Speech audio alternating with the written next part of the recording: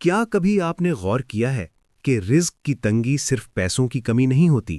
کبھی انسان کے پاس سب کچھ ہوتا ہے مگر دل مطمئن نہیں ہوتا، کبھی کم ہوتا ہے مگر سکون موجود ہوتا ہے۔ رات کی خاموشی میں ایک مومن آسمان کی طرف دیکھ کر سوال کرتا ہے، یا اللہ، میرے لیے راستے کیوں بند ہیں؟ یہی سوال صدیوں سے انسان کے دل میں موجود ہے۔ یہی سوال ہمیں رزق کے اس راز کی طرف لے جاتا ہے جس کا وعدہ خود اللہ تعالیٰ نے قرآن میں کیا ہے۔ اسلام میں رزق صرف دولت کا نام نہیں، رزق زندگی ہے، سکون ہے، صحت ہے، علم ہے، اولاد ہے، عزت ہے اور دل کا اطمینان ہے۔ قرآن اور سنت ہمیں بتاتے ہیں کہ رزق کا کم یا زیادہ ہونا صرف حالات کا نتیجہ نہیں بلکہ ایک روحانی نظام کے تحت ہوتا ہے۔ یہ نظام ایمان، تقوی اور دعا سے جڑا ہوا ہے۔ یہی وجہ ہے کہ اسلامی تاریخ میں رزق کا تصور ہمیشہ عبادت کے ساتھ بیان کیا گیا ہے، تجارت کے ساتھ بھی اور اخلاق کے ساتھ بھی۔ مدینہ کی سادہ گلیوں میں ایسے لوگ بستے تھے جن کے پاس کل کے لیے کچھ نہ ہوتا مگر ان کے دل شک سے خالی ہوتے تھے۔ صحابہ کرام رضی اللہ عنہم میں سے کئی ایسے تھے جنہیں فقر کا سامنا تھا مگر ان کی زبان پر شکوہ نہیں تھا۔ ایک مرتبہ ایک صحابی رسول اللہ صلی اللہ علیہ وسلم کی خدمت میں حاضر ہوئے، چہرے پر فکر مندی تھی، آنکھوں میں سوال تھا۔ انہوں نے عرض کیا کہ رزق میں تنگی ہے۔ نبی کریم صلی اللہ علیہ وسلم نے نہ مال کی بات کی، نہ دنیا کے طریقے بتائے، بلکہ ایک دعا سکھائی، ایسی دعا جو دل کو براہ راست اللہ سے جوڑ دیتی ہے۔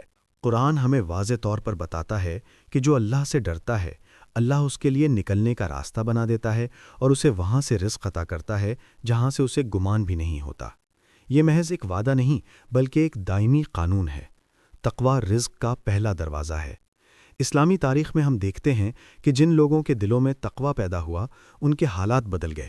نہ انہیں محلات ملے نہ خزانے، مگر انہیں وہ رزق ملا جو سب سے قیمتی تھا، یعنی دل کا سکون۔ رسول اللہ صلی اللہ علیہ وآلہ وسلم نے امت کو جو دعا سکھائی وہ آج بھی اتنی ہی مؤثر ہے۔ اے اللہ، جو حلال ہے وہ مجھے کافی کر دے اور حرام سے بچا لے، اور اپنے فضل سے مجھے لوگوں سے بے نیاز کر دے۔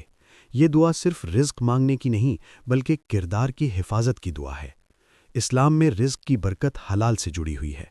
تاریخ گواہ ہے کہ حرام مال نے کبھی سکون نہیں دیا اور تھوڑا سا حلال اکثر زیادہ مال سے بہتر ثابت ہوا۔ ایک اور منظر ہمارے سامنے آتا ہے۔ مدینہ کی رات، آخری پہر، ہر طرف خاموشی۔ رسول اللہ صلی اللہ علیہ وآلہ وسلم بیدار ہیں اور دعا کر رہے ہیں، اے اللہ، میری امت کے لیے ان کی صبحوں میں برکت عطا فرما۔ یہ دعا صرف اس وقت کے لوگوں کے لیے نہیں تھی بلکہ قیامت تک آنے والی امت کے لیے تھی۔ آج بھی جو شخص فجر کے بعد دیانت داری کے ساتھ محنت کرتا ہے وہ اس دعا کی برکت کو محسوس کرتا ہے۔ رزق آہستہ آہستہ بڑھتا ہے، بغیر شور کے، بغیر دکھاوے کے۔ یہاں آ کر اصل راز کھلتا ہے۔ رزق بڑھانے کی سب سے طاقتور دعا صرف الفاظ میں نہیں بلکہ عمل میں ہے، اور وہ ہے استغفار۔ قرآن اعلان کرتا ہے کہ اپنے رب سے معافی مانگو، وہ تم پر آسمان سے بارش برسائے گا، تمہیں مال و اولاد سے نوازے گا اور تمہارے لیے باغات اور نہریں بنا دے گا۔ یہ وعدہ کسی خاص زمانے یا قوم کے لیے نہیں بلکہ ہر اس شخص کے لیے ہے جو سچے دل سے اللہ کی طرف پلٹ آئے۔ نبی کریم صلی اللہ علیہ وآلہ وسلم دن میں 70 سے زیادہ مرتبہ استغفار کیا کرتے تھے، حالانکہ آپ صلی اللہ علیہ وآلہ وسلم معصوم تھے۔ یہ امت کے لیے ایک عملی درس تھا۔ آخر میں ہمیں یہ سمجھنا ہوگا کہ رزق بڑھانے کی دعا کوئی جادوئی جملہ نہیں بلکہ ایک مکمل نظام ہے۔ تقوی، حلال رزق، استغفار، شکر اور مسلسل دعا، جب یہ سب ایک ساتھ جمع ہو جائیں تو رزق خود راستہ بنا لیتا ہے۔ آج کے دور میں جب پریشانی، بے چینی اور بے برکتی عام ہے، یہ تعلیم پہلے سے زیادہ اہم ہے۔ دعا ضرور مانگیے مگر عمل کے ساتھ، کیونکہ اللہ تعالیٰ وعدہ خلافی نہیں کرتا، ہمیں اپنے حصے کا وعدہ پورا کرنا ہوتا ہے۔ یہی اسلام کا پیغام ہے اور یہی رزق میں برکت کا اصل راز ہے۔